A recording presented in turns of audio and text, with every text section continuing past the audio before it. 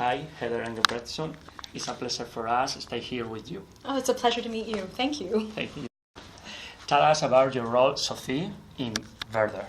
So, Sophie is the 15-year-old sister of Charlotte, who is the love interest, albeit forbidden one, of the title role Werther.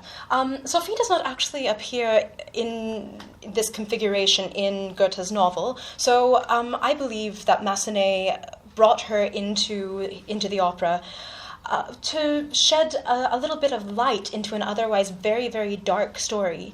If you listen to Sophie's music, it provides moments of effervescence. It's almost Mendelssohnian. It's very, very different from the tone of the rest of the score. So there are moments in her adolescent wanderings that are almost comical, but in a very fond way, because we all remember what it is to be 15 and have a crush and fumble a little bit and be a little bit oblivious. We've all been there. She's also a confidant to Charlotte, so we get a lot of Charlotte's internal thinking via this relationship. You played the character of Sophie in Royal Opera House in 2016. Yes.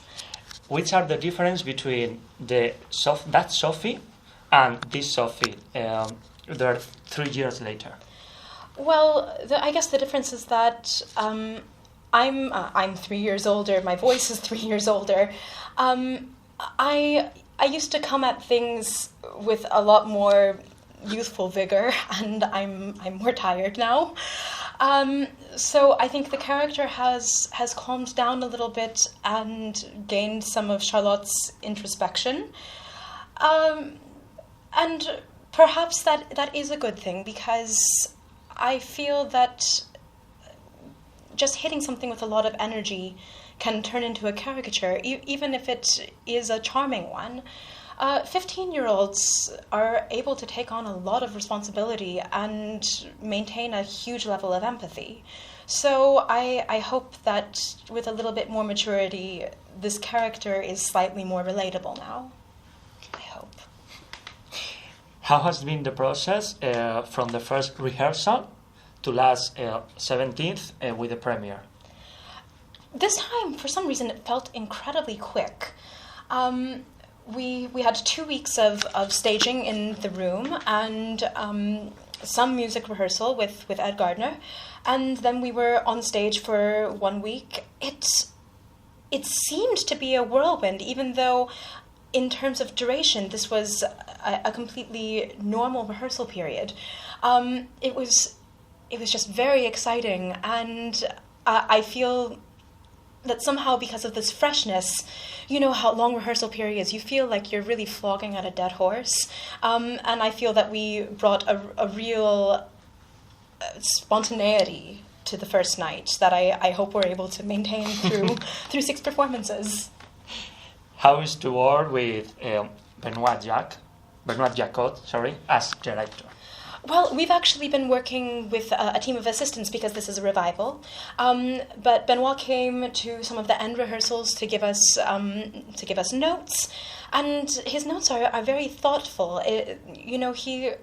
We never got to meet him and sit down with him to really discuss the characters, but through tiny comments that he makes about, begin to try to leave here, and she stops you, you understand more of what he originally intended for these characters. And of course, this is quite an old production. I think something like 15 years. But every time, of course, with a different cast, there's a very different energy. So it's fascinating to see what his original intent truly was. And how is to work with Juan Diego Flores as Werther? Oh, I'm a little starstruck. I was very nervous the first day that he came in. This man is a living legend, so terrifying and an honor. He's wonderful though. He's just like, a normal guy talking about insomnia and food. So it's pretty cool. In your first collaboration with Royal Opera House, you sang Le Noche di Figaro. Yes. What did you feel then? Again, terror, honor. I think every time I come into this theater, and I've been working here for 4 years, but every time you swipe your pass at stage door, it's a little bit surreal because there is such a long history here, and you want to make sure that you uphold the standard of music making, of art that has been enacted in this room. There's sort of a feeling that this space should be sacrosanct. It's you're part of something that is much bigger, much longer, and of course, very hopefully and almost certainly will be around much longer than any of us, any of our legacies. So being a part of that history is incredibly special. You studied in 2 of the best music schools in America, Cleveland Institute of Music and Juilliard School at New York. Your debut was at Carnegie Hall. Yes. Okay. What are the differences for you between American and European public and States? To be completely honest, I've spent most of my professional career in Germany. I came to Germany when I was only 23 years old. But that being said, I think that American audiences tend to be slightly more conservative in terms of what they want to see in the régie. Especially German theaters, it has become a director's world. And so as a singer, I feel incredibly lucky that I cut my eye teeth over here because it has demanded a sort of physical and mental flexibility and stamina that I wouldn't have been required to have in the U.S. In the U.S., work is somewhat scarce, whereas in Germany, there have been seasons where I've taken on as many as 11 new roles in one season. Sometimes in new productions where I sang Violetta jumping on and off of a limousine, or here at the ROH I was flying and doing flips in a harness for Siegfried, and I'm terrified of heights. It stretches me as a performer, and it honestly stretches me as a human being. Okay. If Heather were an opera, what opera would be you and why? Oh dear. I'm not a fully formed human being yet. I still feel extremely adolescent. So I don't know. Perhaps, are we talking about standard repertoire? Yeah. Well, the thing that is nearest and dearest to my heart is Traviata. But I'm not saying that there's anything wrong with me psychologically, because there's not. I promise. But I would actually say Lulu, because this is a portrait of a woman who is struggling to find her place as an assertive female in a male-dominated world. And I think that there is a tremendous amount of relevance to the role that young women have today and how we're trying to reassert and reconfigure our role in society. So, yeah, Lulu was an extraordinarily prescient piece of art. Okay. If you were an opera song, which and why?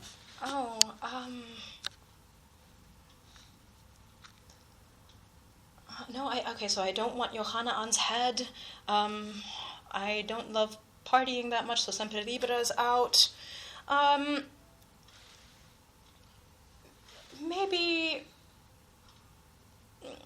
Caro Nome. My relationship is really, really important to me. So, yeah, maybe this. Okay. Do you remember any curious anecdote what happened to you on stage? Let's see. Well, I mean, there are the normal things that happen to every soprano that has to wear a strapless dress, wardrobe malfunctions. But recently, I ran over the hem of my dress while riding a Segway on stage. That was interesting, and that was Laurent Pelly's production of Hoffmann in Berlin, and the dress covers the Segway completely, and it's a cut-off one, so you control it between your knees, and the audience sees nothing except that you're hovering and moving a little bit too fast. I ran over the hem, and then the Segway, ran off in that direction, and I was, beached side stage. It was a good time. Future project that you can tell us. Okay, that I can tell you. Let's see. So this is crazy, but I'm singing my first Salome in a reduced orchestration this season, with one of these legendary German directors who's known for doing the kind of physical things with singers that should not be possible, that call on every bit of youth and vitality that you have. I remember being told that he sometimes stages people behind a partition and they're jumping on trampolines so that you only see, head and shoulders for a second while they sing, and then they go back down. So this could be really, really interesting. And Salome as an opera in history is one of the most important pieces ever written. And for me as a singer, I mean, I'm lucky that it's in the reduced orchestration because I couldn't sing it with the full forces in the pit. But it will be a telling point as to which direction I want to go. I'm almost 30 and I sing kind of everything, and it's coming time for me to choose a repertoire. Dream character, not yet interpret. Oh, Lulu, for sure. Okay. Now is a special question. In our blog, we have a game. Previous interview asks a question for the next interview. Okay. Okay. In your case, Thalia del Val is an actress, is a Spanish actress, musical Spanish actress. Bueno, pues esta es la pregunta.